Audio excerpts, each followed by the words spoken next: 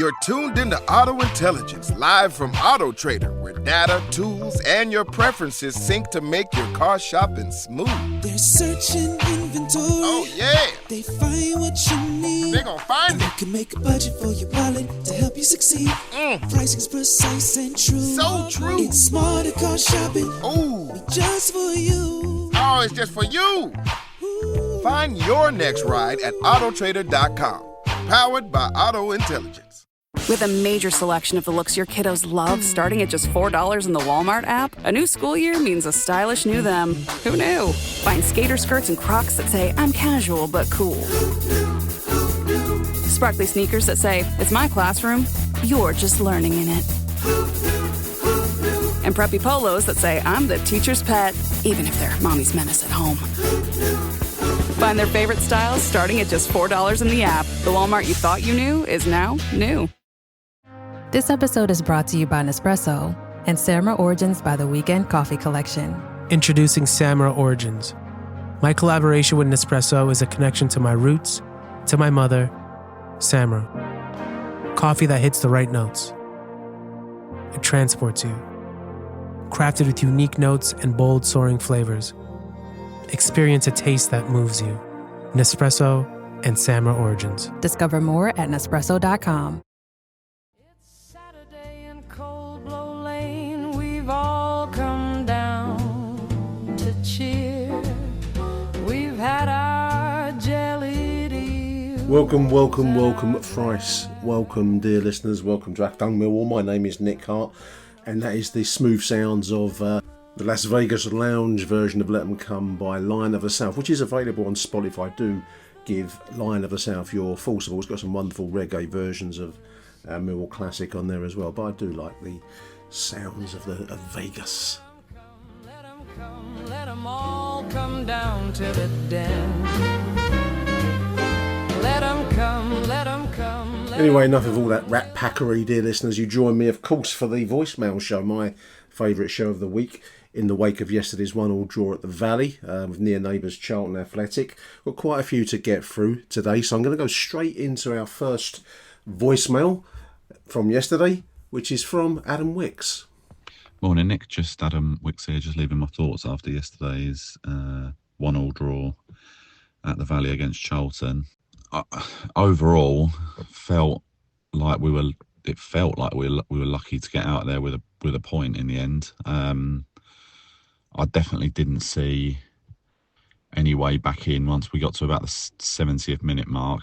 I couldn't see where the goal was going to come from. I think a couple of standout performers for the game for me.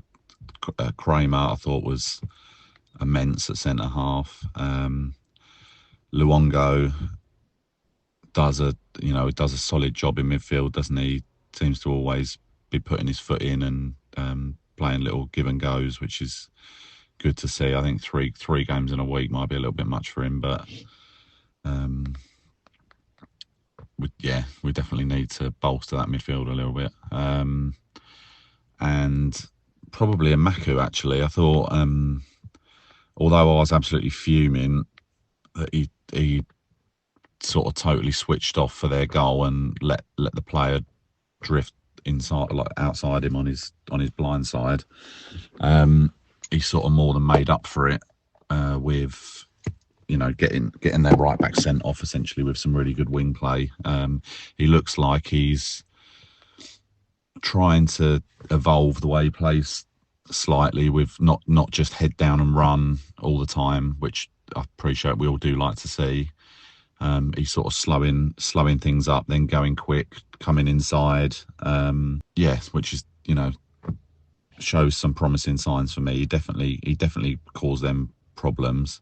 I think on the negative, sad to say, but I think Leonard looks like he's probably we know he's past his prime, but I think he looks to me like he's struggling to keep up, and I think that decision not to recruit a proper right back is going to come back and bite us massively, between now and January, I suppose. And if things carry on, I can't believe we won't rectify that in the window. But we've signed another left winger. We've got no width on the right. Negley looks like he's lost out there. He doesn't look like he wants to be out on the right. We've just brought in another left winger, so that's Aziz, Ballo, and Amaku now all fighting for one place, and we've got no natural width on the right. I'd love someone to explain the thought process behind that, unless we're planning on bringing one of those Aziz or Amaku over as a right-sided player. I don't know, but it just seems we just feel a bit lopsided in that sense. The two up front aren't, it's just not happening for them, is it, at the minute? I don't think we're really serving them well. Coburn gets a lot of stick, but I think Ivanovic has been just as poor. Unfortunately, I don't know what's going on there. It obviously worked quite well at the end of the season. I don't know if that's because, I don't want to say there's always a lot to play for, but in those games towards the end of the season, there tends to be a little bit more space on the pitch. The teams you're playing against need positive results, don't they? They're not just going to sit in and try and frustrate you and do all that stuff. They've got to open the game up a little bit, and I think they sort of really benefited from that. But we really seem to be struggling to unlock defences with those two, and I think it's something we need to have a look at, whether that's Negley comes inside and Bangor Williams goes onto the right, or I don't know. We play one up front but three behind, and just try and work those spaces a bit better. I thought Bangor Williams was really good when he came on as well, actually, and Kelly with a decent cameo. I just think overall there's something not quite right, and I don't know. We look like we're lacking leadership, a bit of experience, a bit of nous, and I know that will come with the younger players in time, but the Championship is an unforgiving league, and we need that streetwise level of player in there. I think losing Billy and Casper's a big it's a big blow for us, because I think they would provide a bit of that. I do think we miss a Honeyman, or I know they're playing in League One now, but a Honeyman or a Saville or someone can just cajole the players a little bit. It doesn't look like anyone's doing that on the pitch to me, but maybe I'm wrong. I don't know. Anyway, onwards to Tuesday. I think if we put a performance in like that, it could be pretty embarrassing, but hopefully not. So come on, you Lions. Great stuff, Adam. Thank you very much, mate. Yeah, lots to chew over from yesterday's game, dear listeners, wasn't there? The leadership issue is something that mentioned in my live stream of consciousness yesterday, and I think John Rankin, I've mentioned him already on the other show, mentioned the lack of leadership in the previous games, disappointing home performances. We dodged a bullet yesterday, really. We the sending off was the turning point. That's kind of consensus opinion, I think. But we did exploit the gaps and the space well, and the introduction of Race Bangura Williams was a crucial thing. Gave us a bit of quality on the ball, which is something that was, there was a dearth of it all across the whole game yesterday. Some good shouts there from Adam Kramer. I think we tend to take Tristan Kramer a little bit for granted these days. He was really good at right back. We're missing him at the right back position. He's really good in the central defence. We're taking that for granted a little bit. That was a good show yesterday from Tristan, and I've got a lot of time for him. Massimo Luongo in midfield, I like him.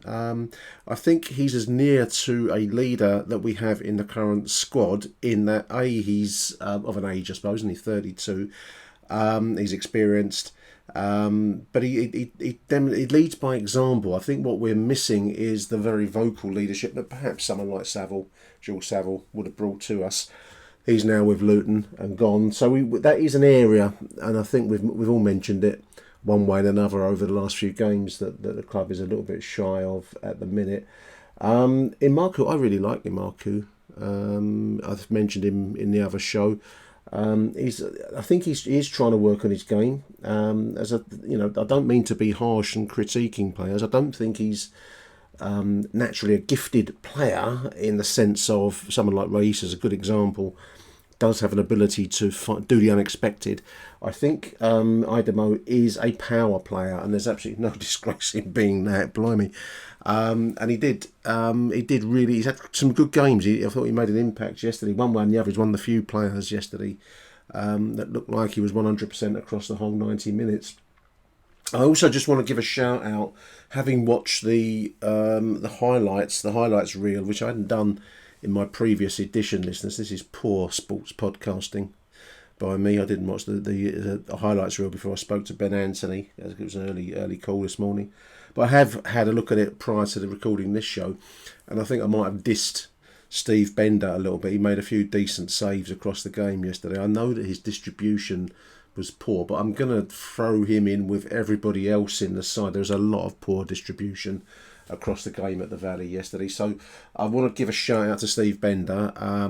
He tends to pat the ball away in the modern style, which I always think is, I know why they do it. It's percentage play with these modern footballs, but goalkeepers that don't catch the ball always give me a little bit of a sense of dread, really. But that said, he is, as I said on my conversation with the chaps walking out, apart from the world-class saves, what's he doing? And he is making some really, really good saves for us. So hats off to Steve Bender. I don't want to sound like I'm knocking him.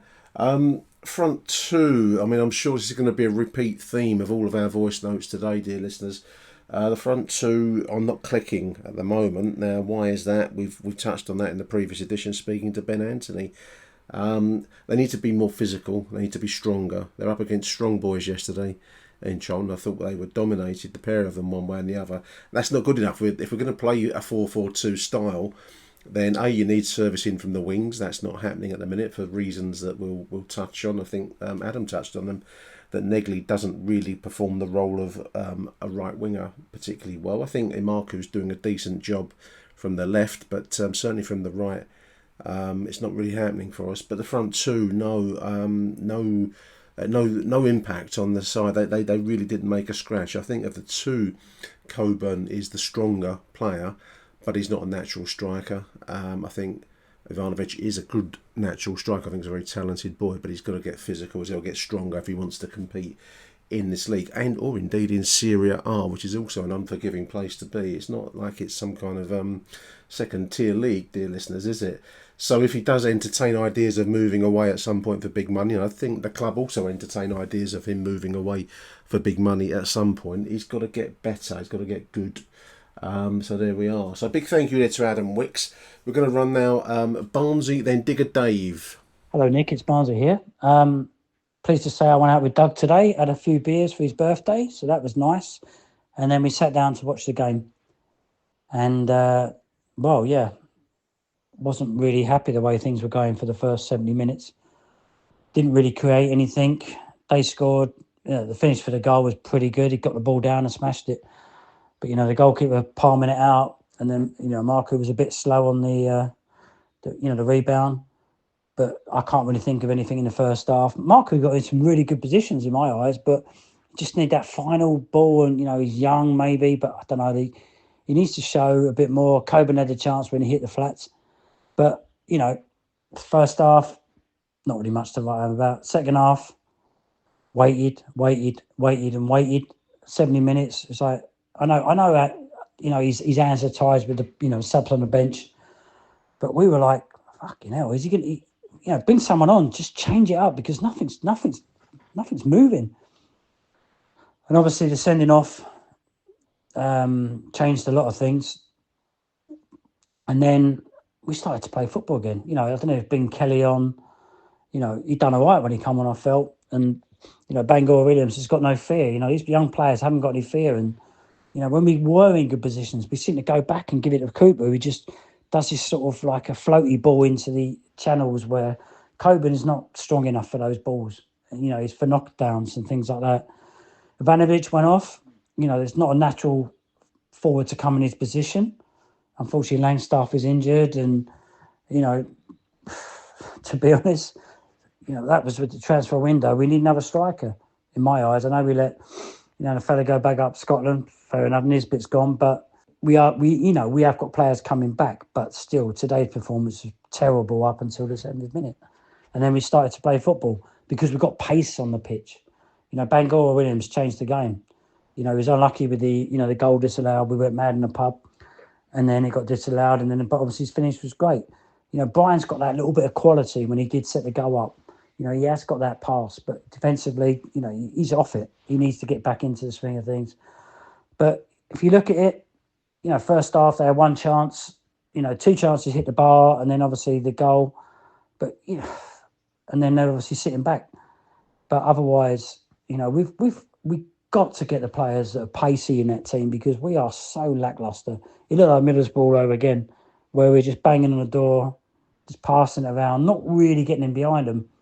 And then obviously I think, towards the end, we were the better team. And you look at the stats, not one for stats, but we did deserve at least a point out of the game. But otherwise, not many players come out here today and was really, any credit today. It takes a while after the international break. We all know that crap. But we want a bit more fuss from Millwall. We need a bit more thunder. We need that fight. But today, maybe I'm just an old fella, but there was no sort of aggression there today. And, the transfer window, we needed a striker, in my eyes, and we needed a right back. Because when we can put Cramer out, Cramer's going to be our centre-half. We know that. But, Leonard, lovely fella. He got in some really good positions, but it just took that extra touch when he could have just played it across the area, caused havoc, but he just didn't do it. I love the fella, but I really feel that we needed a right back that could, maybe be as good as Cramer. We can play centre-half with Cramer, replaces, Tanganga. But, we got away with one today in my eyes. But, we got a big game against the old Palace this week.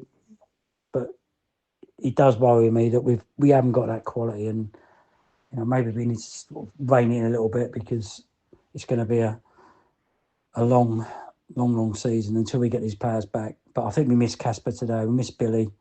We need that drive. But, the Aussie fella done well. And I think Kelly done all right when he come on.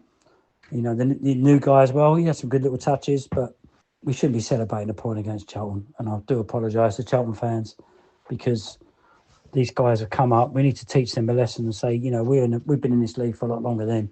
This is how we play. This is how we should be better than teams like that. But today we didn't show any class until the 80th minute. And, we didn't lose. That's the main thing. And we should be on the up. But, it's only a week after, first game after the international break and we go again. But we need players back. We need quality. And that's, unfortunately, what we're missing. Anyway, mate, take care. I'll speak to you soon. Hello, Nick, Dave here. I've had a few beers, so I'll keep this one short and succinct. Glad we didn't lose to them, I'll say that. Got a bit messy anyway at one point, didn't it? But there we go. I think performance is a bit shocking at the moment. I don't know what's going on with Ivanovic and Coburn, sorry. We just look a bit flat, don't we, generally? I don't know what's going on. I see something come out today about contracts for Ivanovic or whatever, so maybe he thought he wasn't being paid enough, I don't know. Anyway, I just want to hark back, actually, because Race's goal today reminded me of when we played Dagenham last season, and he come up with a goal then, didn't he, and sort of announced himself, and our season seemed to pick up from that point. I thought so anyway, but there we go. I'm hoping the same thing happens now. All right, mate, take care. See you later. Bye-bye. Hope you enjoyed that beer, Dave. Big thank you to Digger Dave and Barnesy before that, and big shout out to Doug in Sweden. Happy birthday, you old sod. I didn't know it was your birthday. I would have sent you birthday messages if I'd have known. What a way to celebrate watching Millwall scratch a draw at Charlton. We did dodge a bullet. I think both Barnesy and Dave have said the same thing in that way. I couldn't see us getting back into it, dear listeners. The sending off was the turning point. Having watched the highlights today, the boy that gets sent, I think his name's Ramsey. he's a silly boy. He's rush of blood to the head times. That's probably what would do Nathan Jones. Always calm, cool and collected at the best of times. I'm sure that'll do his head in tonight, or last night and tonight and tomorrow night. Thunder and fight. I think that was Barnesy mentioned our lack of thunder and fight. I was thinking back to an old Dennis Wise quote, who's probably the most streetwise player I think I've ever seen in a Millwall shirt. And obviously we caught him very much at the end of his career, but what an experienced man. And what a player for taking games by the scruff of the neck and scratching something out of dirt. I remember one game, I think we were playing Wigan, and we were goals behind 3-1 down, I think, and Wise brought himself on late as a sub and somehow fell over, got a free kick which he put in the net and fashioned a third equalising goal late. And he made the point, or there was a quote about him, I can't remember the exact wording now, but I think we beat Palace that in one of the the Dennis Wise era games, that if you might well be in the rubbish tip, but if you're going to be in the rubbish tip, you might as well be on top of the hill rather than underneath underneath the pile of litter.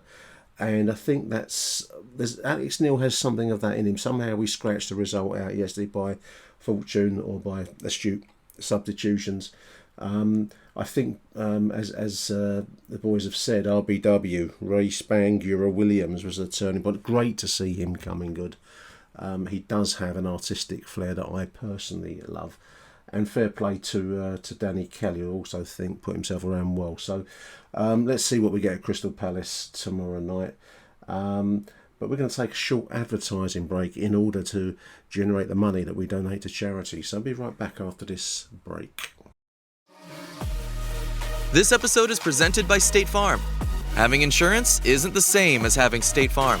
It's like expecting the leadership of a team captain on the football field, but getting a sea captain. You wouldn't settle for just anything for your team. Shouldn't it be the same for your insurance? So don't settle for just any insurance when you can go with a leader. State Farm. Like a good neighbor, State Farm is there. Hey, it's Ryan Reynolds here from Mint Mobile. Now, I was looking for fun ways to tell you that Mint's offer of unlimited premium wireless for $15 a month is back. So I thought it would be fun if we made $15 bills. But it turns out that's very illegal. So there goes my big idea for the commercial. Give it a try at mintmobile.com/switch. Upfront payment of $45 for 3-month plan, equivalent to $15 per month required. New customer offer for first 3 months only. Speed slow after 35 gigabytes if network's busy. Taxes and fees extra. See mintmobile.com. This episode is sponsored by Friskies, who would like to tell your cats hi. Now, if that didn't get your cat's attention, there is one thing that always does the trick. Just pour some Friskies crunchy food in the bowl and you'll hear those paws come running. Works every time. With so many Friskies choices, you can always bring your cats running from their secret napping spots. There's always more to explore. See for yourself at friskies.com or visit your local store. Achtung, Millwall. Hello Nick, it's Hassan here. Just going to leave some thoughts and comments after today's draw against the Anoraks. I think first and foremost, it wasn't a good performance overall. I think if you're a Charlton fan tonight, you're probably spitting feathers because, the cold light of day, 2 points dropped for them. I didn't think we were particularly great. First half was terrible, probably one of the worst I've seen under Alex Neil. We improved in the second half, more so when we changed it up with one up front. That helped. Obviously, the sending off was the turning point of the game. I think if that doesn't happen, I don't see us scoring. Again, to be fair to the Anoraks, obviously Nathan Jones, he's got them wound up, fired up, and you could see they were tiring, but we just wasn't penetrating them very well. We were very lackluster in that area. In terms of individuals, Bender just looks so shaky. I've got no confidence in him now. Amazing considering a couple of weeks ago, Sheffield United, he was outstanding. He just looks so, I don't think the defenders trust him. He just looks so out of sorts. And as for the goal, he came out to punch it. I'm not sure if you can blame him. End of the day, their guy, he hit it towards goal. He went through a sea of players and no one could get a foot on it. But is what it is. I thought Kramer had one of his harder games. I think he in a tough time against their front line. I mean, to be honest with you, Charlton didn't do anything. They rely a lot on long throws and corners. They remind me of an old Gary Rowett side that we had down here. With the ball, apart from Campbell, I believe, they didn't have much else.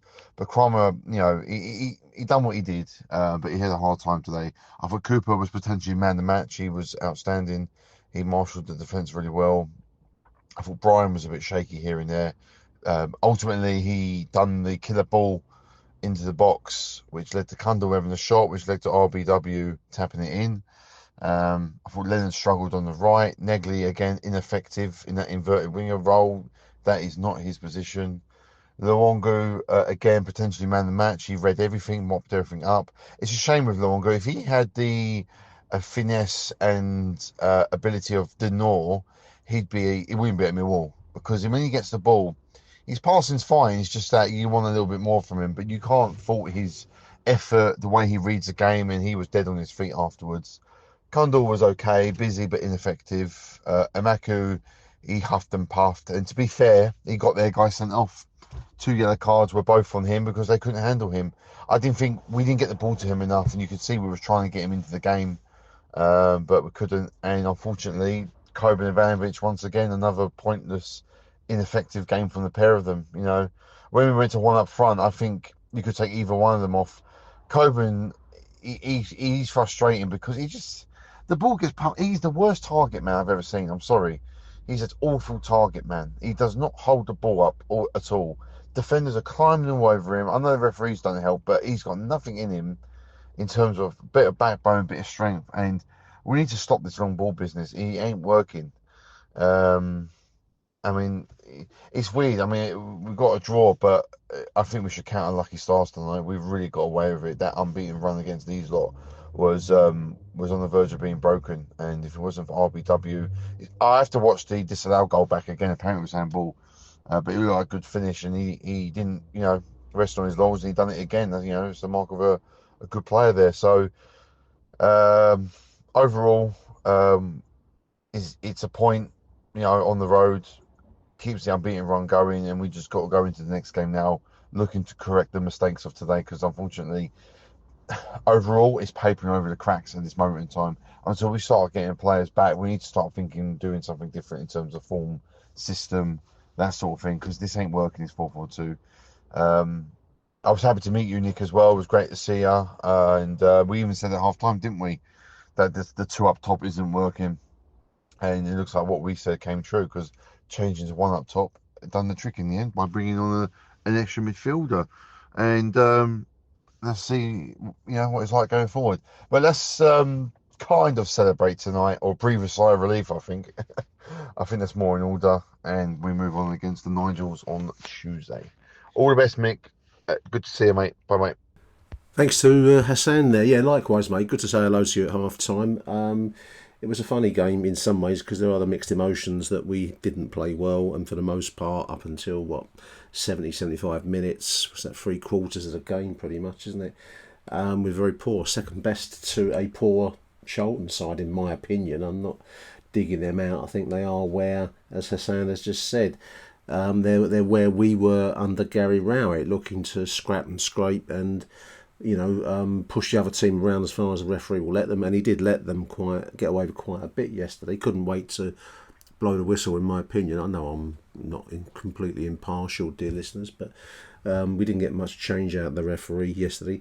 The race disallowed goal, I've had a look at it. In real time, I couldn't have told you what the problem with that was. I was right down low at the away end, so the incident happened down the other end of the field. I just thought it was a well taken goal, and then next thing you know, it's been disallowed. Looking at the footage on the highlights reel, the ball strikes his arm from a very close range. Now apparently that's the rule nowadays, that if the ball touches your hand or your arm, even inadvertently, that's handball. The intentionality, which used to be, so that's what I was brought up with, intentional handball, seems to have gone out the window now in favour of a blanket kind of ruling that if the ball touches your hand, no matter what, that's a handball. So it was disallowed, and that was tough on the boy, because I thought he put that away, buried it very well. We were looking good, as Hassan has said, and looking like we could get one and press on for a second. To have that disallowed was a bit of a gutter, but we did come back well. I thought the goal, as I've said on the previous show, I thought the goal was really well worked, and I know it wasn't an easy day for Joe Bryan, but he did find Luke Cundall in the box, who took and turned. He was unlucky with his shot. It was at the goalkeeper, who batted it away. But then Race really put the rebound away with aplomb.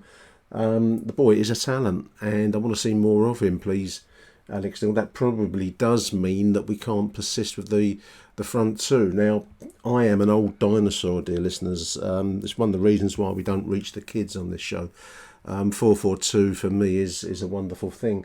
But it's not working at the moment. I think teams have got us worked out. Certainly Charlton had us worked out yesterday. As we've said previously a few times, we were physically outmatched. And pumping the ball at the likes of Ivanovic and Coburn isn't really their forte, is it? The Ivanovic thing, I don't know what to make of him at the moment. I did read the story that we'd offered him a new deal, a new contract. Whether that's unsettled him, whether the talk of Italian football has unsettled him, I don't know.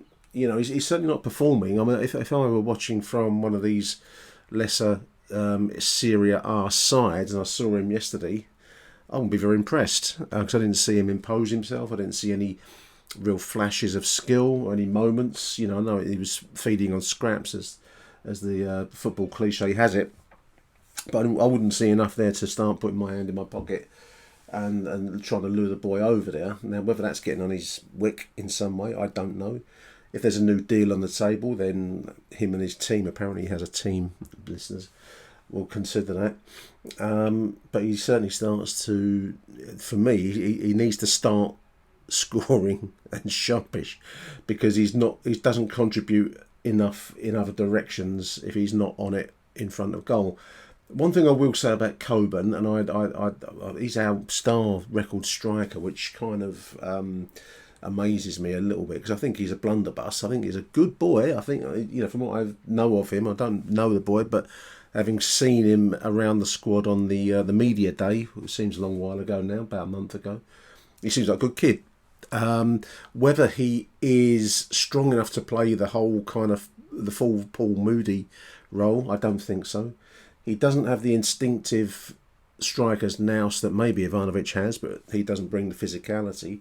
But he does contribute. He does put himself around, even if it is slightly misguided. So I'm not quite so hard on Coburn as one or two in the crowd around me. You can probably have heard one or two comments in the live stream that I did from the crowd, getting on his wick. That won't help him.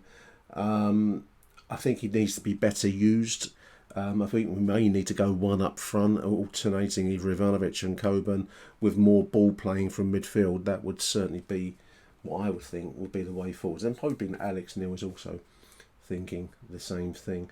Hassan mentioned Stephen Bender. I felt I was too harsh with him in the previous show, so I wanted to point out that there was more. He made more good saves yesterday than I gave him credit for. But I agree that the moment Lucas Jensen is back and fit and ready to go, he should be our first choice. Going to be interesting to see if Crocombe starts to. I'd expect him to. And from what I've seen of Max Crocombe, he's looked pretty good. So there we go. I'm going to leave the goalkeeping question for another day. Big thank you to Hassan. Let's go now to Mike George and follow Mike with Lawrence Binney. Hi Nick, it's Mike George here.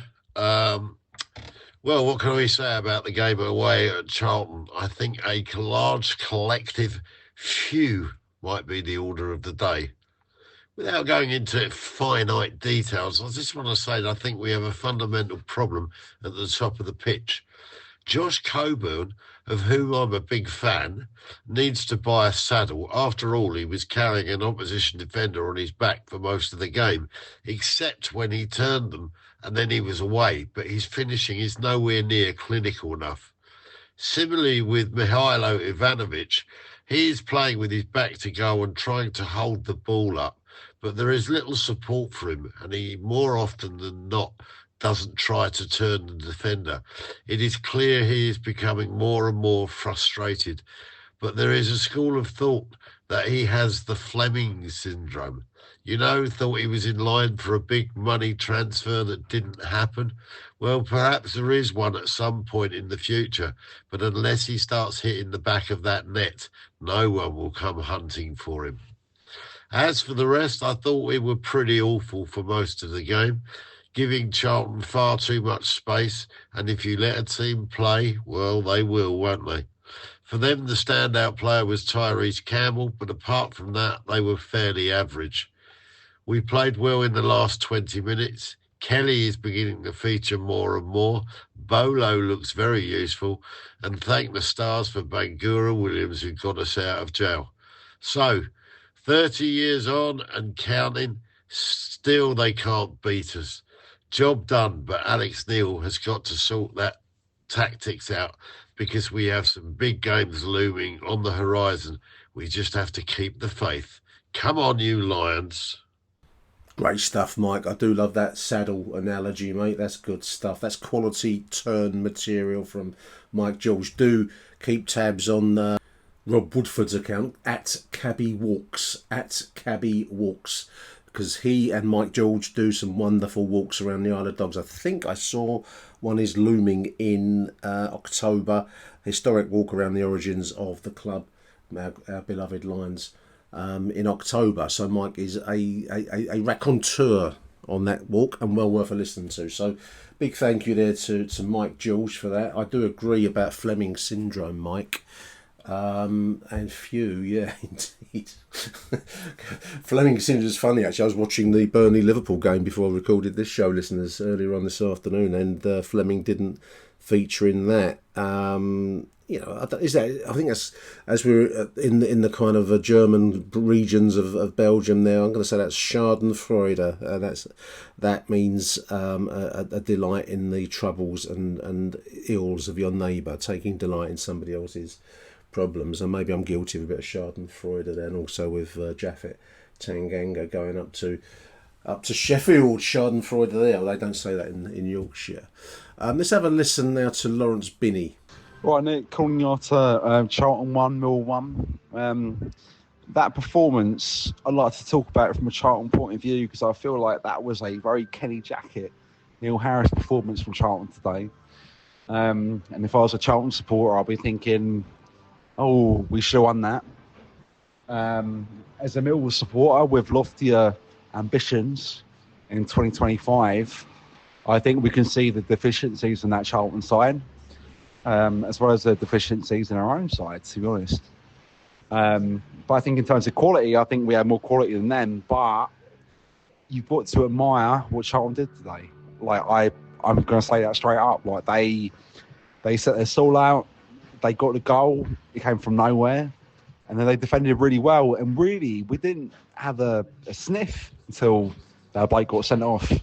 I said to my dad at one point, "Fucking hell, like." 10 men, like I'd rather they stay with 11, because like there's no chance of us beating us over 10 men. That was true, but we did get the goal. I thought we moved the ball around quite well, in front of the Charlton back line, but there is a sense of just it all being a little bit out of kilter at the moment. Barlow came on, I thought did all right. We've yet to see the French bloke, Saku. There was a sense like, we really missed Denor. I think we missed Denor in terms of his ferocity and his energy today to counter that Charlton midfield.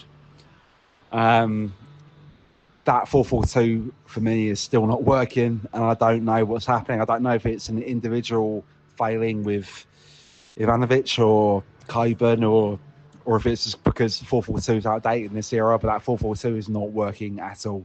5 games, 5 games and no goals and barely a shot on target, let's be honest. It's not great. We weren't great today, but we did enough. I felt like we probably deserved a draw.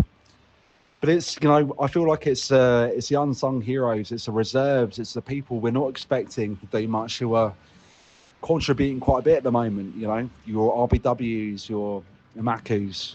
I thought Maki was great again today. I'd like it to be brought off, to be honest. Negley still looks lost. I don't really blame it on Negley, really. I feel like he's not a winger. He's been asked to play quite a wide role, and he looks quite lost, a little bit pissed off as well. Yeah, that 4-4-2 is not happening for me. So yeah, we'll see. It's a marathon, not a sprint. I do feel like we will work it out, but at the moment we've got a lot of players here, and I feel like we're having a second pre-season. So let's see how it goes. Watford's in the week, or a week and a bit, Monday for some reason. Yeah, let's see how we get on. All right, Nick. Cheers. Second pre-season, interesting way to think of it, Lawrence. Yeah, the signings we've made are all talented boys, but I do get a slight sense that we've signed a palette of paints and artists' paints. We've gone to some specialist art shop and paid a lot of money for a range of specialist paints, and then we're just slapping it on with a brush that we've got from B&Q. I don't know that we've got a particular pattern. The players we've signed don't fit into the 4-4-2 pattern. That's I think, the first thing to say. It's not happening for the front two. If we persist with it, then there's reasons other than footballing reasons why we're trying to play these two players. Everyone wants the time on the pitch. Everyone wants the chance to get goals. Someone like Ivanovic, who I think has aspirations to move up a level. Whether here, certainly won't get in the Premier League, I don't think, at the moment, but he might make it somewhere like, was it Cremonese who were interested in him, or was it Parma? I can't remember the name of the side. One of the Italian second string, without being disrespectful to those clubs. But even there, I can't see him impressing in the hard-bitten world of Italian defensive systems. So, whether Negley needs to come more central, many are advocating for him to be a more central, playing just behind the striker to make use of his passing ability. He does look lost. I do agree with you, Lawrence. So there's a lot for Alex Neil to chew over, and a few decisions as to what kind of formation we're playing. Now, you'd have expected, as Lawrence has said there, that would have been sorted out, crafted in pre-season. I do get a sense we've just gone up a little bit of a cul-de-sac at the moment. We didn't see much of Bello, the new boy from Austria, Wolfsberger. What we did see looked all right. I think I'd agree with Lawrence there with that assessment. But I'm going to take a short break now for advertising purposes, dear listeners, and then I'll be back after that with Matt Richards. Tonight, turn down the noise of the day and focus on the rest with AGZ, the nightly drink for winding down and resting up. New from AG1. AGZ supports your body's natural sleep cycle with clinically studied key herbs, adaptogens, and minerals in amounts supported by research.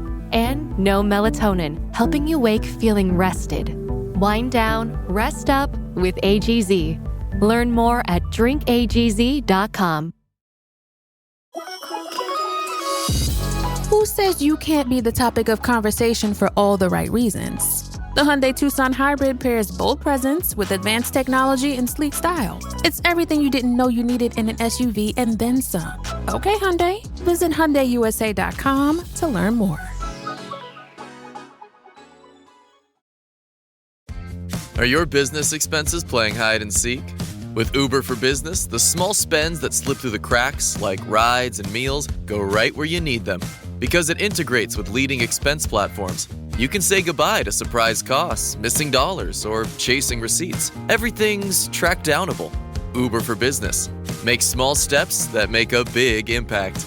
Learn more at uber.com/small steps.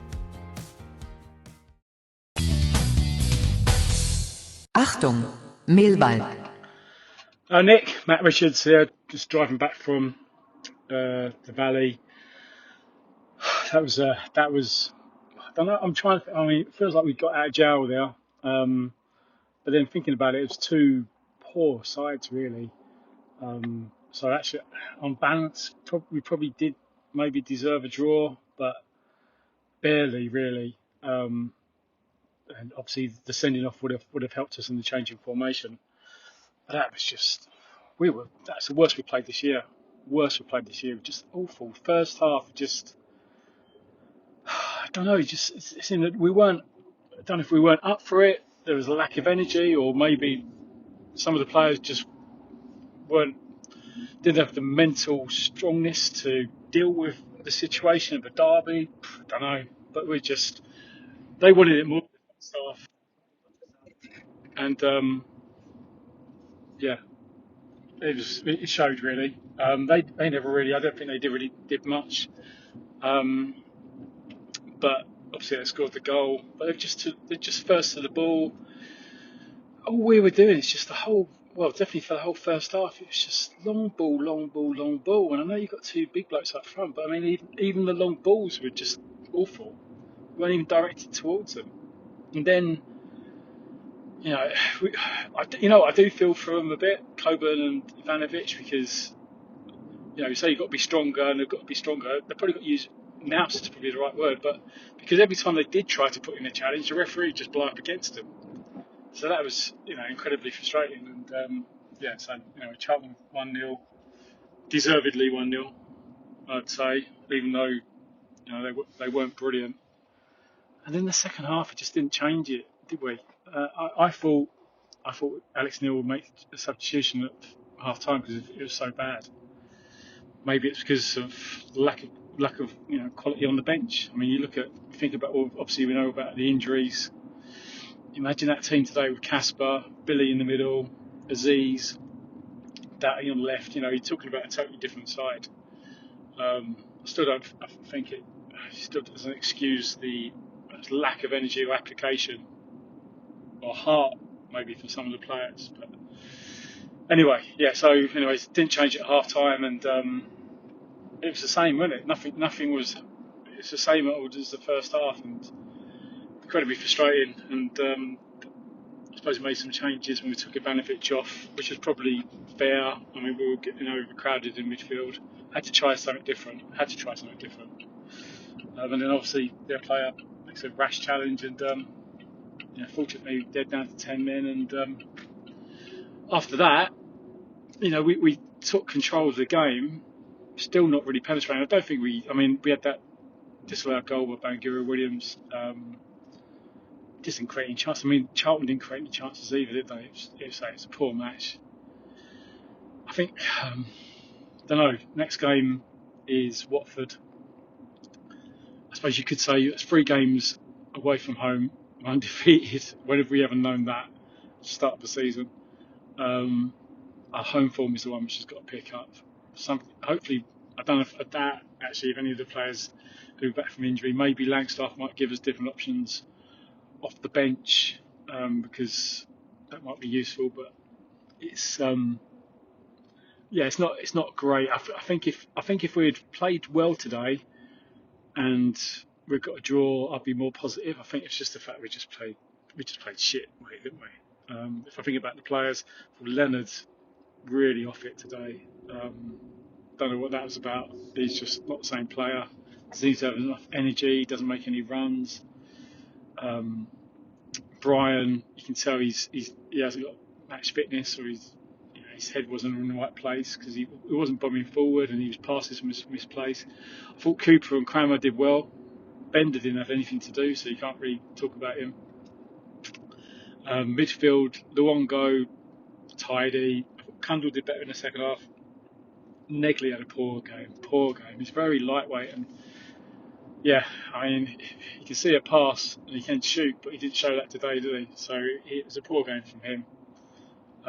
Amaku, I'd say he was probably man of the match, similar to the Wrexham game, really. His application really has impressed me, really, and it's saying something when we're saying that Idemo Amaku was our player of the match. And then Ivanovic and Coburn didn't do nothing, didn't have any service, to be fair, either. So I'm kind of neutral on them, really.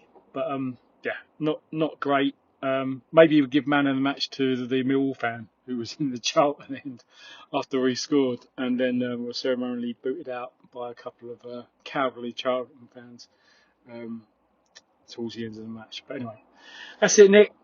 That's it for me. So not that positive. Positive that we didn't lose, but we've got to do better than that. So we need a better performance against Watford. Okay, mate. Cheers. Come on, you Lions.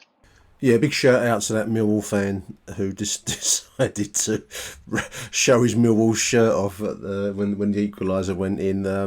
There was a few strings I've just seen them describe as. I think I'm going to endorse that word. A few strings. One of them was a Spurs fan. He had a Spurs tattoo on his leg. I've seen the videos online. I would be absolutely. I think I might question my Millwall loyalties if people acting on our behalf started showing off other clubs' badges.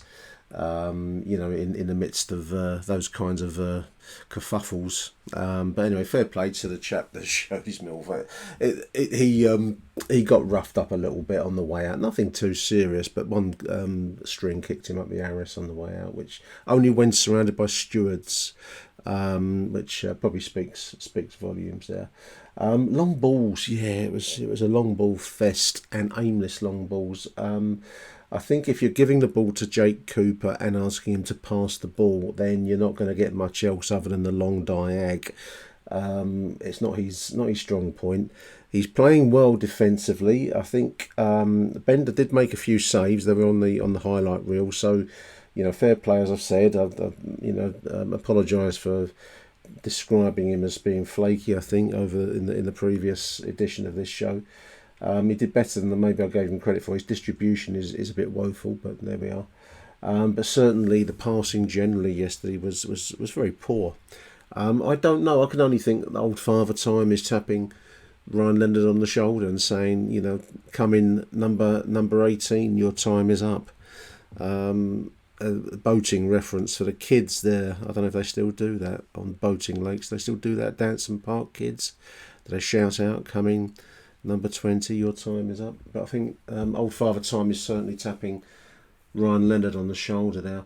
Langstaff, who's injured, when's he back? I don't even know when he's back. It's like so many of our squad. They've appeared briefly like visions and then they've disappeared into the kind of morass of injured players. One thing that Langstaff gives you, whether he's scored or for the most part he hasn't scored, but he does give you effort, he gives you running. He's a bit like Tom Bradshaw in that way, and we badly missed energy. Matt touches on the lack of energy and the lack of Millwall bottle in a tight derby. This is where you want your Dennis Wise level of commitment, and we certainly aren't seeing that in this squad. Can they find it? I don't know. If they listen to this show, you need to find it, boys, because a Mill crowd won't tolerate wishy-wash when matters of honour and local pride are at stake, especially. There we go. We're going to play a few messages on the spin now, beginning with Paul Cree. Hello, Nick. Paul Cree here. Just finished watching the Charlton Millwall game. Glad we got there in the end. Great finish from Bangura Williams. Very frustrating game. I'll take a point. Though I do wonder if the game was 5 minutes longer, we might have snatched the win. But I don't get to see too many games, but I can really understand why lots of Millwall fans that come on here complain about the lack of people running to the byline. It's really frustrating to watch. Thought we didn't really have much creativity at all in the first half. Though saying that, thought Amaku was good. Thought defensively, they were all right. Apart from the Charlton guy, Campbell, I didn't think they were offering all that much. Yeah, that Campbell guy was dangerous. Leonard, yeah, he's the legs aren't there. There were so many times I just wanted him to bomb on, and very little. But even in the second half, there were times where we had the ball in possession, but there was no urgency, and it just was going around the back four or with Luongo. Just wanted someone to turn and move it quickly. Yeah, very frustrating. Glad we got there in the end, and glad Bangura Williams got it. And interestingly, he was in the box. He was getting in good positions, and from when he came on, he wasn't afraid to take a swipe, even if the percentages were low. Just what it needed, just someone, just take a dig. Anyway, they need to improve. But anyway, cheers for that, mate. Enjoy the podcast. Love the show. Cheers. Nick Hart, Bobby T here. I don't know where to begin. I've lost my voice and I've just got to Harrods on the late shift. Thank you very much, Nick, for the ticket for Palace. Really appreciate it. I'm slowly coming back to earth now. And I mean, I'm going to just give you, I want to make it short and sweet. Bobby T, Achtung, Millwall. Let me start by saying, you'll never beat Millwall. You'll never beat Millwall. So yeah, 30 years. Thank God it's got to 30 because that was ugly. That was painful. It was an embarrassing display from our boys, right? That's what I'm saying. Up until the standing off right here, yeah, we weren't at the races. It was their cup final, the train spotters, cunts. Yeah, sorry, I'm at Harrods Roof now, telling you how it is, mate. And then I saw you after briefly. Look, Nick Hart, Achtung Millwall, Bobby T here, Dan Lyons TV, Mickey Podcast. Ivanovic had his head turned at Palmer. It's not working the front two. Coburn, £5 million. Don't get me started on the coffee flat left back. You should drop Joe Bryan. Cooper, too old basketball player. Get Seb Taylor in. What is next? Leonard, you were good one day, but you just don't offer anything. And you're a bulldog, but sorry. And that's where you go, basically. And look, I want to say we got out of jail today. Bangor Williams should start every game. Youngster Kelly and all that. I mean, Alongo, yeah. I mean, there was no midfield. We missed Casper. We missed fucking Casper. But as I said to you, mate, I mean, we were lucky to get a draw, and I don't really care. I'm happy we didn't lose the record. And that's all I'm going to say now, yeah. Coburn, look at yourself. And Ivanovic, Alex Neil, I loved the manager taking us forward. Alex Neil, take Ivanovic to a side and say, look, at Mill, I don't want to play a moaning and all that. I didn't get my move. I didn't get moved to Parma and Leicester. Fucking bollocks. Wake up, have some bite, Mihailo. Anyway, and that's it, basically. Langstaff didn't get on. So, look, I'll take the point. We go on. Charlton will never beat Millwall. 30 years on to next January. I'm happy we got a point. Bye for now, Bobby T. See you at Palace. No one likes us. You'll never beat Millwall. Bye for now. Hello, Nick. It's been a while. So I thought I'd put my Pennyworth in upon reflection of yesterday's game.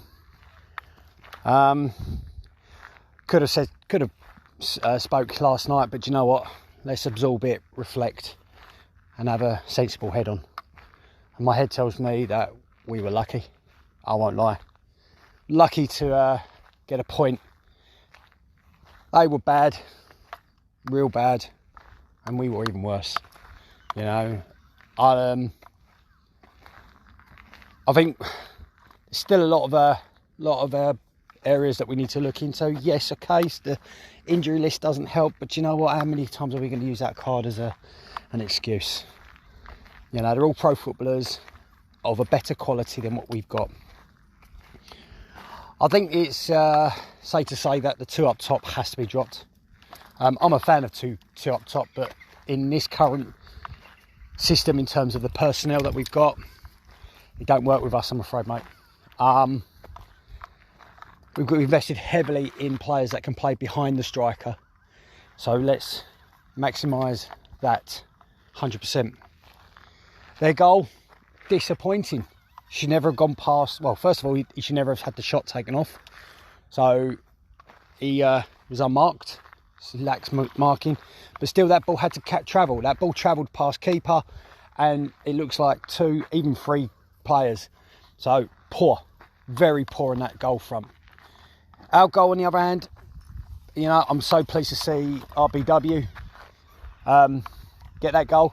He looked really out of shape against Newport. So he's slowly coming back into it. So, you know, we come out unscathed. Like, nice weekend off.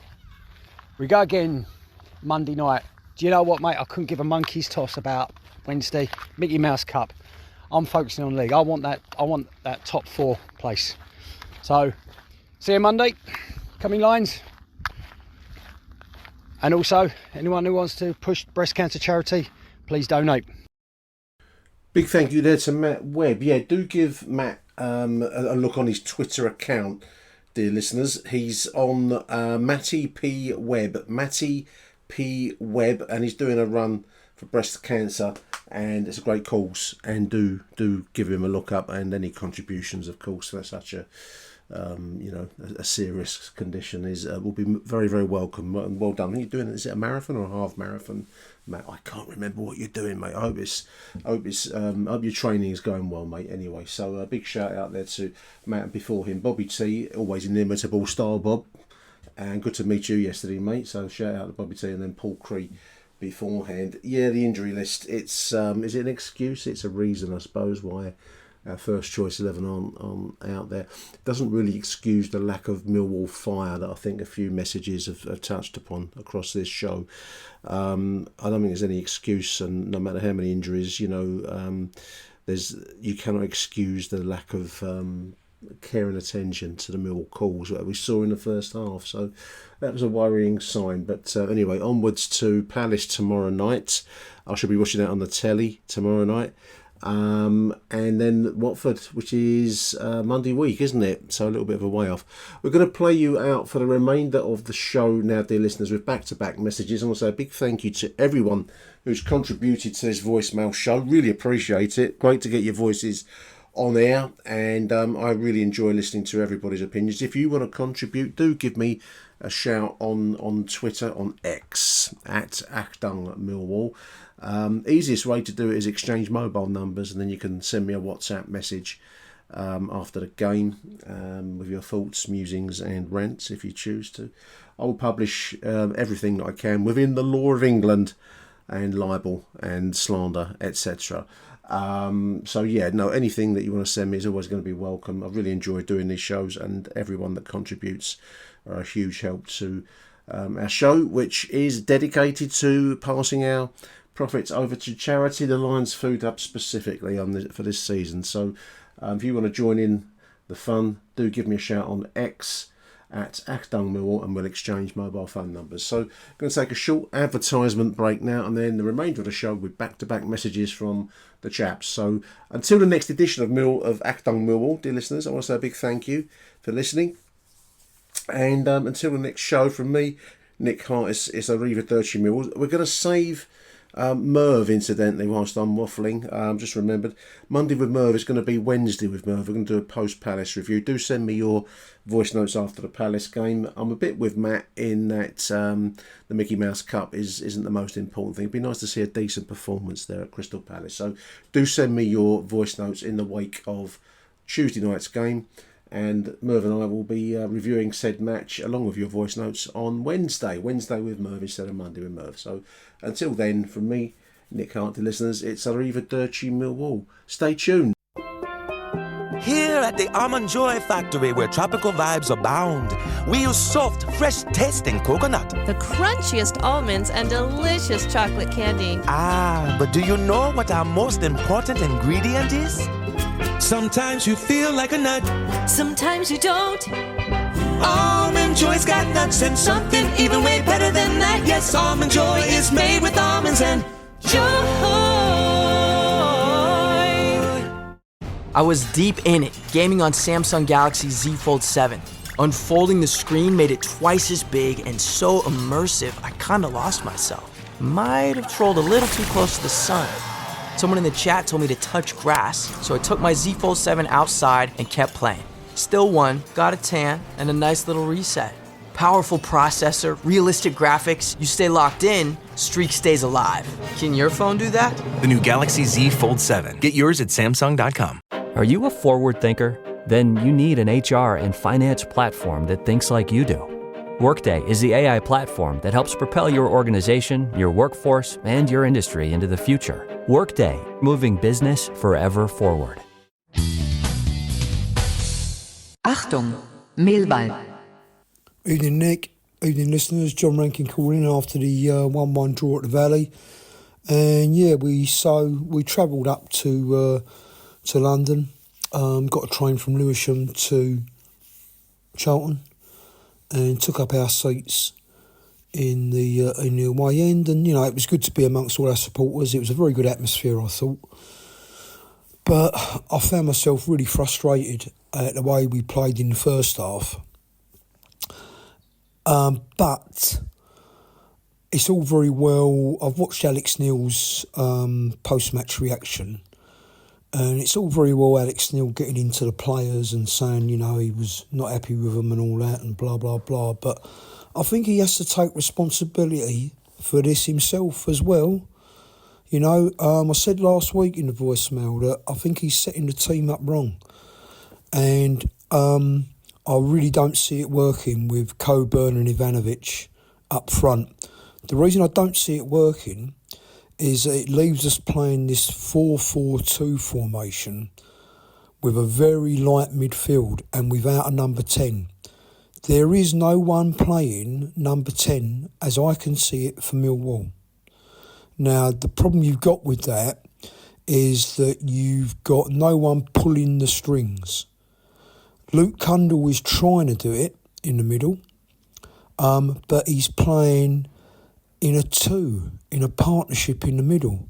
So, to me, it's completely the wrong formation. And I think that showed in the match. There was a number of occasions when Cundle played the ball down the channel and there was neither of them running down there. Traditionally, your front man, if there was nothing on down the middle, would run out wide, hold it up, play it back, and then run back in between the posts, ready to receive it again. None of them made that run because I think the other one thought the other one was doing it. And, consequently, it was a very, very frustrating first half. I didn't enjoy it at all. And I didn't think we were going to come away with anything, to be honest with you. Because we were under such pressure, with no playmaker in the middle, you got Negley and the other kid pushed out to the wings, right? And Negley's not playing very well at the moment because he's out of position. You can see he's not a wide man. You can just see it because he gets the ball, right?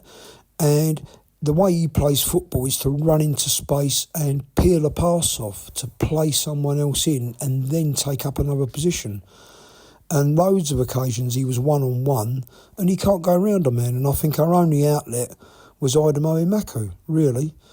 And, consequently, it was only a matter of time, I thought, before Charlton got one in the back of the net. I thought our goalkeeper wasn't that great, needs to improve on coming out for the ball and catching the crosses. But most of all, what I didn't see was any communication or leadership on the pitch. The only person I saw getting animated and trying to direct the defence was Luongo, who was playing in the sort of traditional CDM role. So, I felt for the players, to be honest with you, because I think they're going to struggle with this formation. I really do going forward. So consequently, second half, what happened? He took Ivanovic off, played one up front, brought Reece Bangura-Williams on to drop into the kind of midfield and have a free roam in effect. Immediately we were back in the game. So I'm not trying to say I told you so. I think it was so obvious, to anyone really, that the two up front wasn't working, not with these two. But I don't think Alex Neil should go out there, sort of half throwing his players under the bus. Not impressed at all. He should be on that Millwall TV saying, I set the players up, I choose the formation, I tell them what to do, and I got it wrong. So, not happy at all. I think he's really got to pull his socks up. We got some good players here. Millwall spent a lot of money on these players. You can see they're talented.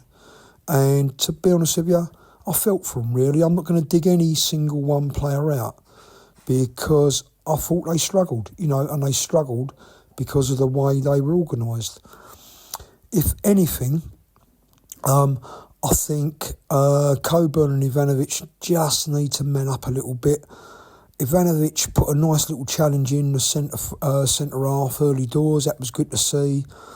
Coburn ain't the quickest, ain't the paciest front man. He needs to impose himself, impose his physique and his stature on the defending centre halves. And as I say, we need another man in midfield. So the formation for me is a 4-2-3-1. So you got those two holding midfielders, Luongo and I don't think Cundall's a holding midfielder, to be honest, although he did, make some good challenges. That would be like a Luongo and a Billy Mitchell. And then you got a number 10, either a Cundall or a Negley or, Bangura Williams playing in that 10. Then you got your two wide men, Aziz and the new kid Ballo, and then Ivanovic, up front. And if he don't do anything in the first half or first 60 minutes, then you bring Josh Coburn on. That takes a lot of pressure off the back four. What we seemed to be doing was asking the likes of Jake, who, he's not a ball-playing centre half, we know that, and Kramer, who, again, sometimes he's okay, but he's a bit hit and miss with a ball at his feet.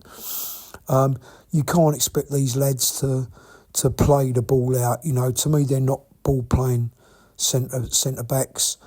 I think Joe Bryan felt the pressure a little bit. He was getting exposed, although he did set up the goal, beautifully with that ball through to Cundall.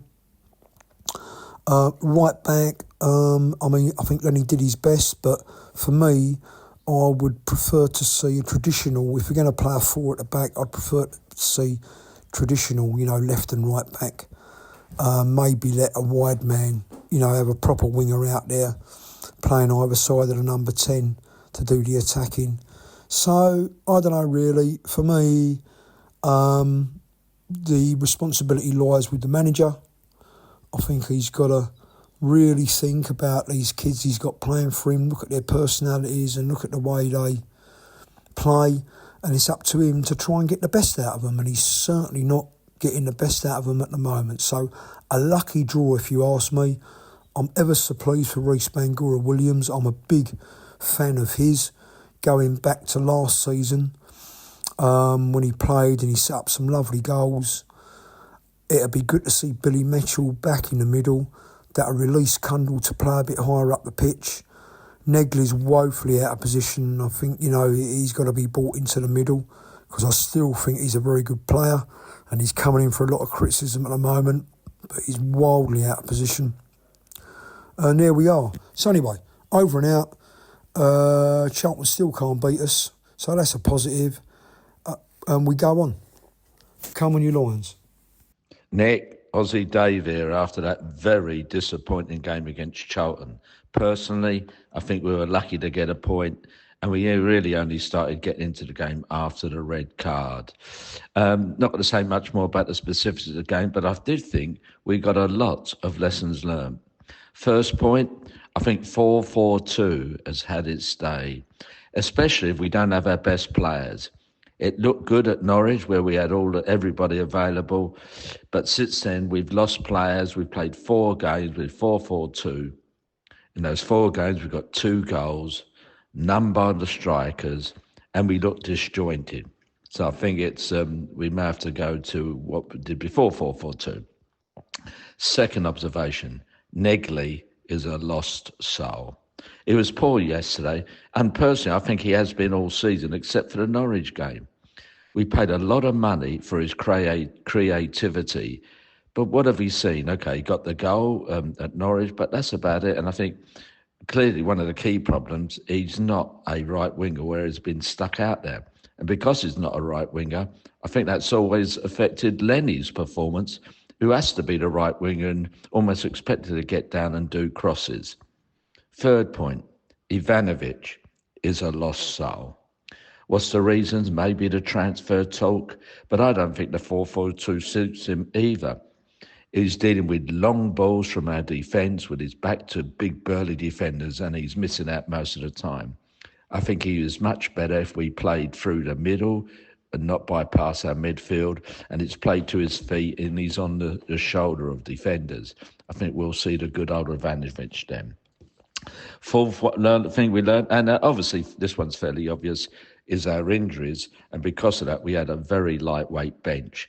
We needed to make changes at half-time against Charlton, but as Alex Neil said in his post-match, he couldn't do that because who did he have that was fully proven, and he didn't want to bring him on too early. So he couldn't do anything because you look at the bench, we had a lot of unproven players, young players. And maybe this reflects on our window where we didn't get a right back. And I think quite quickly we missed out on that forward who went to Genk. I think we need another forward.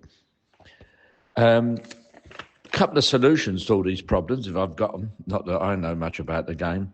I think Crammer needs to go to right back and Taylor needs to go into central defence. We paid a few pounds for him. I think we need someone on the right, and that it's not Negley, maybe RBW, one of the new players. I think we've got to drop a striker and play a number 10, and we've got a whole list of potential number 10s there. Cundall, Negley, RBW, they're queuing up, so I think we need to do that. Maybe that will solve the problem. Finally, after all this negative stuff, there's a few players I want to pick out who played quite well. I thought Coops was mammoth in defence, particularly as Charlton just kept pumping balls in the middle and he got it, and Crammer to some extent, but Coops was outstanding. I thought Luongo, I'd have him in the team most weeks. He was excellent, particularly he plays like a proper midfielder, thinks, moves around, structures the play. And finally, obviously, a word for RBW, who, when he came on, we actually looked as though we may get a goal, and we did. Well, we've got Palace and Watford. What could happen? Come on, you Lions. Afternoon, Nick. Jim Hackett here. It's the day after yesterday's game against Charlton, and I know it's a bit late, but hopefully you'll get this in time before you put all the show together. I just, having thought about yesterday's game, it still really has me chewing a bit after watching what was supposed to be a derby game turn into what it did. It's, for me, the lack of ability we have on the football is astounding, and I don't think I'm alone now, and I'm thinking possibly that the two striker option that went so well last year, I think when it was a surprise to all the opposition, I think it worked very well for us. This year, everybody's setting up, they know exactly what we're going to do, and the amount of times we just lobbed the ball out of defence up to none of the strikers, and neither of them get hold of it anyway, so when it does sort of get to them, I think we're very weak, because I don't think either of them look like they're pulling any trees up at the moment. Out of the two of them, I think I put my money on Coburn to do something, because whatever's gone on with Ivanovic is it's not doing him any favours. It's certainly not doing the team any favours, because he looks lost, but he also looks like he's got they don't give a toss attitude. And I could be wrong there, because he might be trying more than I'm sort of thinking he does do. But for me, watching him, he gives us absolutely nothing, and without them too far, and I mean, they haven't got a goal yet, and I think we're 4 or 5 games into the season and neither of them have scored. So I think the time's coming for when one of them should be left out, and if they're not performing, then the other one comes before them. But watching them yesterday, I felt it was like deja vu again. Every time we play a team that we're on the front foot for, neither of them two give us anything. And to be honest, the service to them is pretty rubbish as well. I thought Negley yesterday showed he's not a right-sided midfielder who's going to get up and down. He's more of a 10 type player who can play in behind the striker, and possibly that might be where he ends up playing best for us. But I thought he was woeful yesterday. Imaku did his bit, didn't he? And I thought the two lads in the centre midfield again worked their knackers off like they have to, and did what they could. But I don't think either of them could be laid at fault. I know some of Cundall's passing was a little bit iffy, but the amount of work he puts in, and his quality is a lot better now than it was. He looks a little bit stronger than he did last year, and he can get about the pitch. And Luongo, I think he's been a bonus signing for us, because the way our centre midfield's gone, having only the two of them in Casper and Billy, it's all gone tits up. So all the plans that Alex Neil might have had around this team and around the midfield have all gone astray. Our back four again doesn't look comfortable at all. I know last year we looked like we were right on it, and this year probably the same players. I mean, Kramer's come in at centre back now, and Lenny's back at right back, but they didn't look comfortable. I think with Lenny you get what you get with him, and it was good enough for us last year and the year before. So I don't think it's the problem for this year. Kramer, he's still settling into that role at centre back, but every now and then you just see him not quite sort of just clearing the ball or doing. He wants to do something else, and I don't know. I think he's going to be a good player for us anyway, so I won't moan about him or Cooper really, because I think you know what you're going to get with Cooper. Brian looked a little bit off it to me yesterday at times, and you just got to understand he's coming back from wherever he's coming back from, but a little bit lackadaisical at times, and it's that concerns me. You know, when we have the opportunity to go forward and he sort of either mistimes his body control or gives the ball away stupidly, then doesn't do us any favours. But as a whole, yesterday's first half was absolutely shocking, and it's no surprise for Neil to say that he's never been as angry since he's been here with a half-time talk. But ultimately, it's his team. He put them out there, and then once he took Ivanovic off and he bought people who could play football on, it actually made a massive difference to us. And I thought from that moment, I think Kelly, he looks fine, Kelly, to me. And obviously, Reece did what he does. And I mean, he was unlucky not to score the goal with his hand that any other time probably would have been given against us. But unfortunately, life doesn't work like that. But then he took his goal really well. And I do think that if we are going to have a striker, or if he's going to play a big striker and he's going to play somebody behind him, it's a shootout between Reece and Negley at the moment, unless there's somebody else going to find their way in there. But the two strikers thing looks to me flat. It looks like teams have got our measure. So I don't see it continuing, hopefully. And, you know, if it does, then we've got to get some better service to them. I've got no idea what's going on with all the players we've signed that aren't being shown, aren't playing at all. And, you know, sort of whatever happened to Casper has gone right under the radar, because I don't think I know what's gone on with him. I think Billy was a long-term injury. Aziz, again, long-term injury, but still not quite sure what happened to him. And as for the rest of them, you know, it's wherever they may be. They might end up on the bench or they might not. But at the moment, that was flat yesterday, I thought, for a derby game. And we got Palace, I think, midweek. And then we got Watford at home the week after, which might actually suit us because they're going to come and want to play football against us. So it might suit our team, but let's hope we just get some sort of cohesion into the front players anyway, because at the moment we look right out of sorts and it's not comfortable. But apart from that, come on, you Lions. Nick, I've been saying all last week, that Charlton have come up with more momentum than the last time. And instead of going straight back down this time, they will probably finish higher than most of our fans can stomach, yeah? This was always going to be a tough game. High tempo, high energy. You know, we looked edgy in the first half, but you have to give credit to the opponents who had a right go this time. Much more than I can remember from that lot for a long time. Now, it was great to know the gaffer got into the team at half-time, because the second half was much better, wasn't it? Bit more incisive passing. But as ever, it was the lack of quality in the final third, you know, until RBW's equaliser. A brilliant pass from Joe Bryan, which found Luke Kundle, who should have scored himself before RBW found the back of the net with a really cool finish. And when the players that were interviewed by Sky post-match, you know, they looked miserable and weren't happy just for saving the game. And that spoke volumes for me, because previous Millwall sides might have been ecstatic with getting out of jail the way we did yesterday. Look, we're definitely on the up with such a young side, but have to be patient, especially with so many first-team starters, you know, out injured, and with our new signings to fully integrate into the squad. Now, when you think about it, Jensen, Doughty, Smallbone, Denore, Femi, all in particular, when fully fit, will make a huge difference to the dynamics of our team.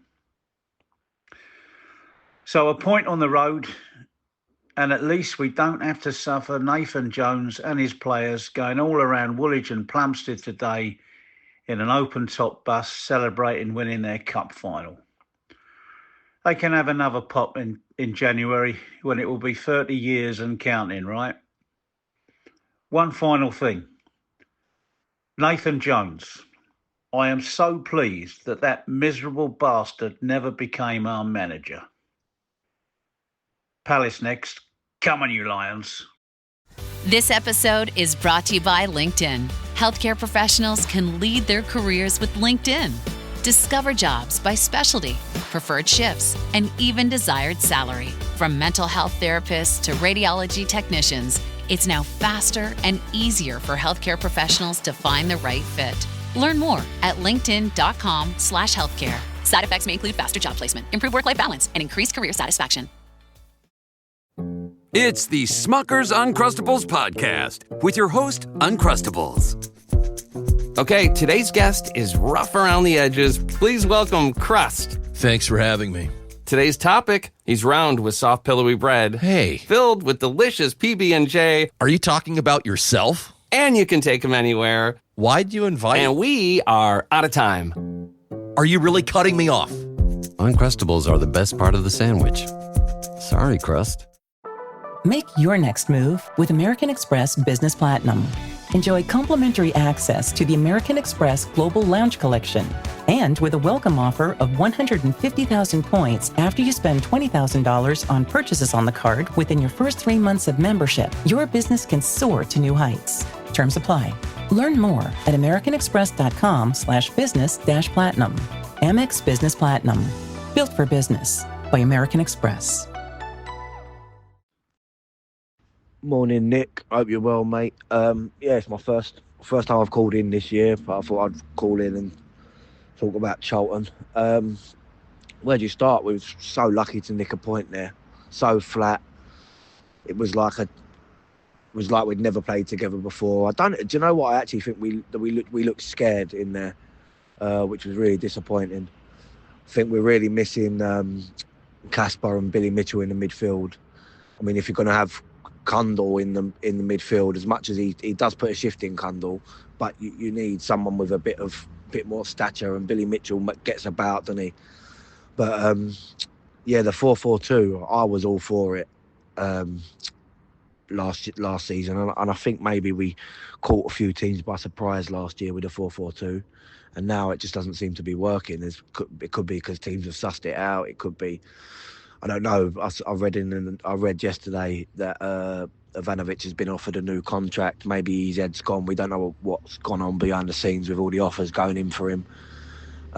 He doesn't look the same player, and it just doesn't seem to be working. We're just getting overrun in the midfield. But again, I don't know whether that's because we've got Mitchell and Kundal out, Mitchell and Denor out. But yeah, I'm not gonna have a meltdown, because I still think we got a lot of good players to come back. And Negley, for example, I think he just looked off the pace. I don't think he's got used to how fast paced and how little time you have on the ball in the Championship. He just seems to want more time every time he's got the ball, and he does slow down our play quite a bit. But yeah, I don't know whether that's just him off the pace, or he can't play on the wing. I'd like to see him in a 10, but that would mean obviously getting rid of the two up front. And I just feel like we've got so many number 10 players that we're sort of trying to bed in somewhere else because of the 4-4-2. And I think Alex Neil said it himself. He's torn between the two. But I think I can see that changing, going back to like a 4-2-3-1. But yeah, even tactics aside, Nick, I mean, you can talk about tactics till you're blue in the face. I just don't think we had the fight yesterday. I was worried going into the game that we didn't have everyone gets your stick for saying it, but a Millwall type player, and I don't think we did have one in that team. We were really lucky yesterday that they got that man sent off. And Marco was a real bright spark again yesterday. And yeah, we got Aziz to come back. That Ballo looks good. It's not a meltdown. It's not a meltdown yet. I think go Palace, nick a result, and start getting some players back, and I think we'll start to climb the table. But yeah, it wasn't great. It wasn't great yesterday. It was my boy. He's only 5, bless him. It was my boy's first away game. So he got there really early, got down to the front, and to be fair, I was really worried when they scored. He was crying a bit and whatever. And then luckily we got the equaliser, and he absolutely loved it. And now he wants to come to all the away games. But yeah, a good day in the end.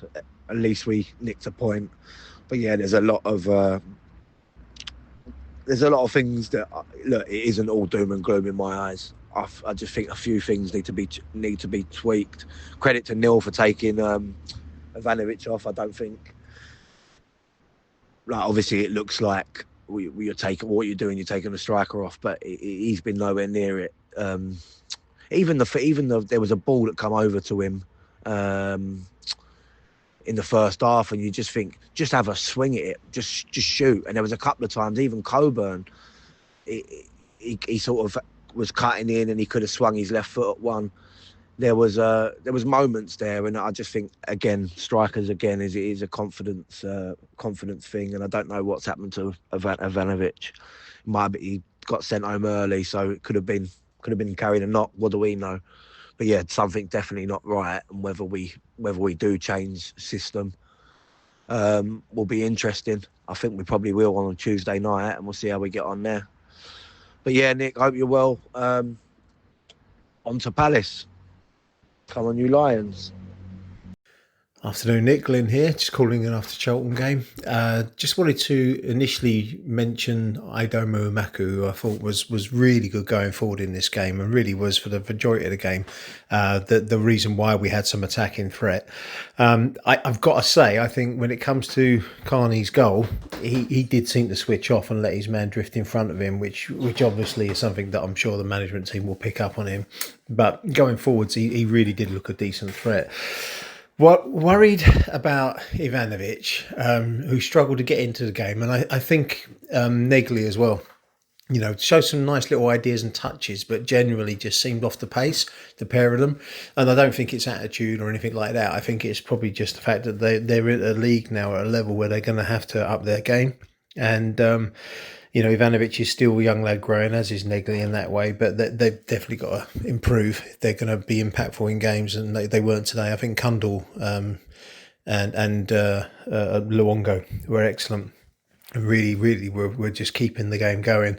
I think both our fullbacks, Leonard and Brian, were a little bit wayward in their passing, and Brian even admitted that in the post-match interview. So I'm not saying anything that anyone doesn't know, but he made up for that by making a really crucial telling pass later in the game that led to the goal. So good for him, but ultimately not a great game for either of the fullbacks. And I think our centre-backs really, did a manful job, but were really tested to the limits of their abilities today against, what I thought was a decent Charlton attack, actually. And then finally, just congratulations to Bangura Williams. Once Negley came off and he came on, we looked like we had a threat down both wings. So excellent. Good luck to him. I hope he gets more chances, especially against Palace on Tuesday, and hopefully can solidify himself a space in the starting line up until Negley adapts to the English League. So all in all, decent game. I'm happy with that, and come on to the next game. Come on, you Lions. Hey Nick, Lynn here. Just one final point to make as well is that I thought the management team showed some good proactivity today. Made some really important subs at a time when the game was starting to drift away from us, and I think that's what got us back into it. So I think credit where credit's due. Well done. Alex Neil showed that he's got the ability to make changes and impact a game by making some really good, sensible substitutions. Hi Nick, it's Martin Colwell here. Hope you're well and have recovered from today's match at the Valley. I did say that I don't really get to away games to the work, but I managed to get the time off to go with my son. I thought it was just bad, really. I thought it was just carrying on from the Wrexham game, really. Two poor teams, again, playing one another. Lots of, running around, but not much skill involved. It's a long way off where Millwall need to be. I know they've got injuries, and they particularly miss Casper De Noor, whatever's wrong with him in midfield. But there's a lot of players who just don't really contribute or not up to it now. I know people love Ryan Leonard, but he's so slow now down that wing. And Ivanovic, you might as well not bother picking him really because he doesn't do anything. Coburn looks wooden and lacks movement up front, I think. So it's a big problem we've got now that we didn't sign another centre forward really that make us struggle. But yeah, I thought Charlton were the better team. Probably unlucky not to win. They probably sat back too much after the sending off. Imarki was trying hard over there, but he was very one-dimensional and was easy to read. Excuse me. But you know, a lot of people slagging off Joe Bryan, and he had a really poor game. He created the chance for the goal, but he really did look rusty. And I'm not sure whether it was rust or he just is not really at it anymore. But maybe Sturridge will play next game. Yeah, I just thought we looked unsteady, really, even at the back. They looked shaky and they were worried about Charlton's attacks. And you can see why Charlton don't score many goals, because they've not got much to them, really. They'll probably do enough to stay up, I would have thought, Charlton, but they're not very good, and it was two bad teams, really. And this is why I know I have to work, but I don't go away, because I get so I was really disappointed with the Wrexham game, and I'm really disappointed with this, and I don't really want to travel miles to watch, just poor stuff, and it was poor stuff. But the one thing about Bangura Williams is that he does shoot a goal. I said to my son, he had some shots early that were blocked, and I said, at least he's carrying on at shooting rather than people like Negley who just want to seem to get into positions and play the ball to someone else. But he was getting shots off, and, it paid in the end to get Millwall out of jail, really, because the goal, he couldn't get out of the way of the goal that was disallowed, but I can see why the referee disallowed it, because it was a goal, if you like. I think if he missed, if it had been blocked, he wouldn't have given it, but I think he thinks, well, it's hit his hand, so I'll have to disallow the goal, because it's, that's the way these referees work. But yeah, he kept at it, Bangura Williams, and at least he shoots, and he has some power in his shots, because some of the others just don't seem to shoot a goal. Imarku comes in off the right, but he just doesn't get behind the ball. He doesn't get behind the ball, and he has to swing his foot around, and he just swings it wide all the time. And as I say, the two forwards didn't really seem very interested in shooting at goal much. Cundle buzzes about, but he doesn't actually do anything. I think Millwall are okay with their starting 11, but when it gets down to these squad games, and I know Smallbone couldn't play because he's yet another injured player, but we just lack, bottom.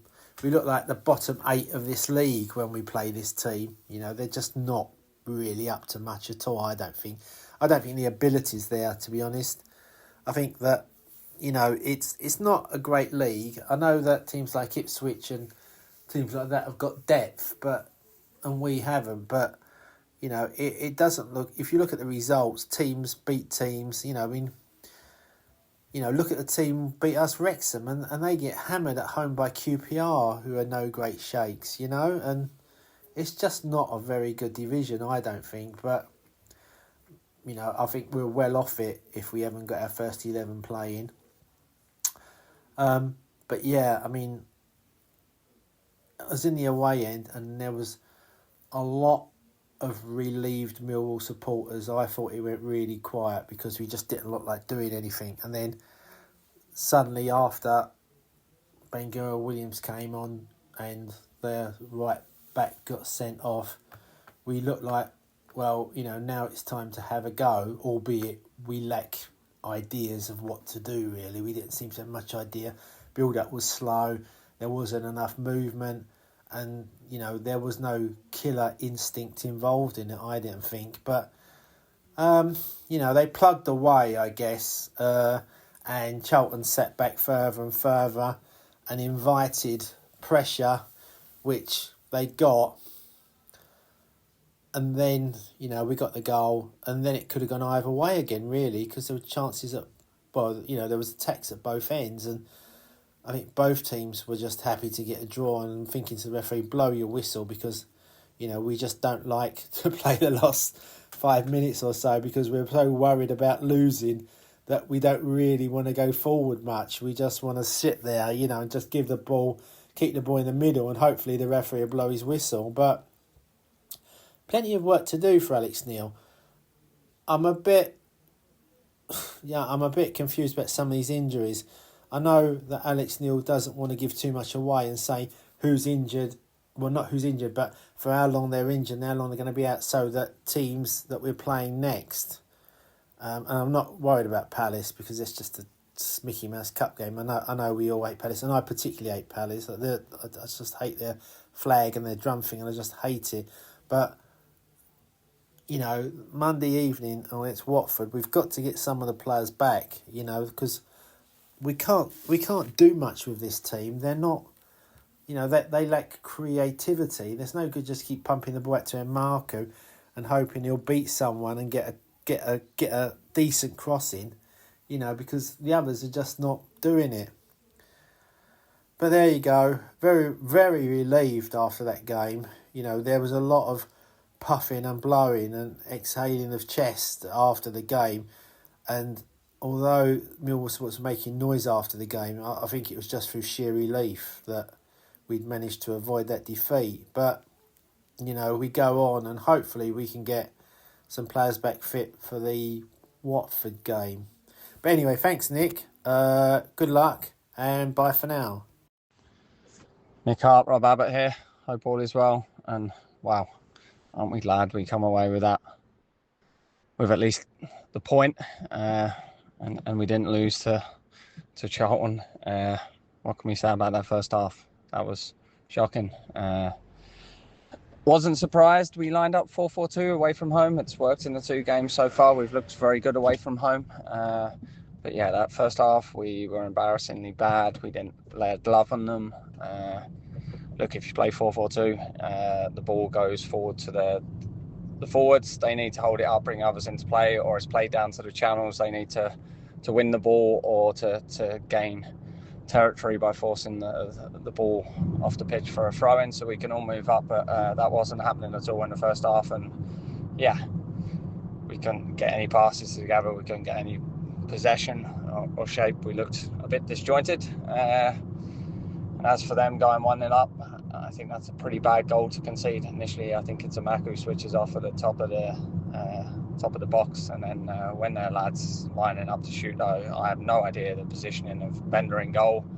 And we got 2 lads just standing on the 6-yard box. One of them has to go and try and close that down. Even if they can't get near him, they might be able to block the shot, etc. But 1-0 down at half-time, I was fearing the worst because it was a shambles.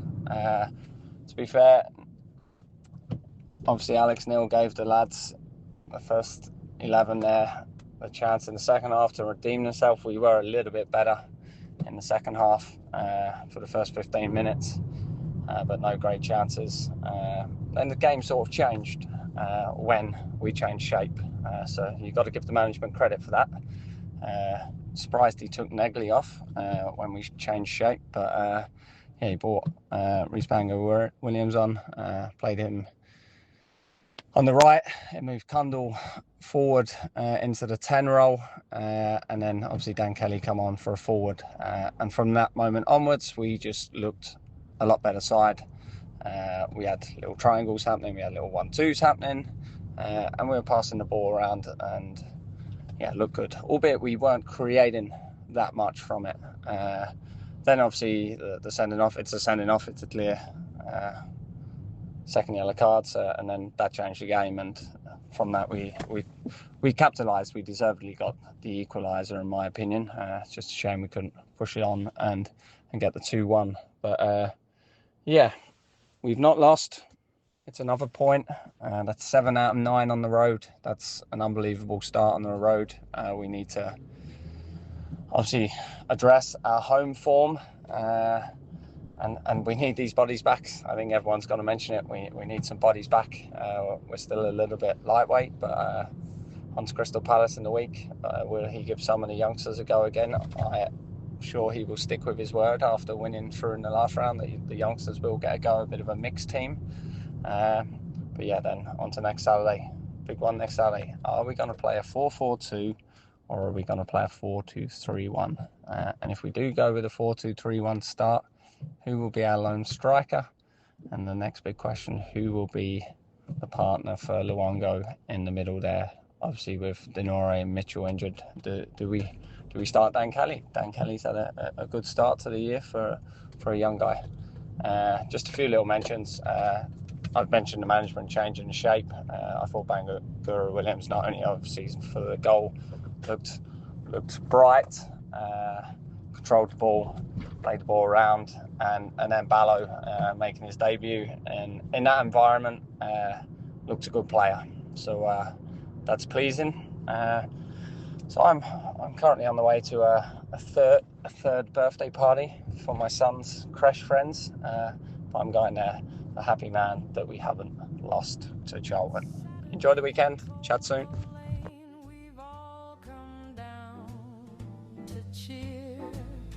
We've had our jellied eels and our glass of beer.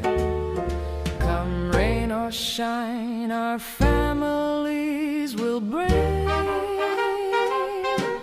And as the lions run on the pitch, everyone will sing. Let 'em come, let 'em come, let 'em come, let 'em all come down to the den.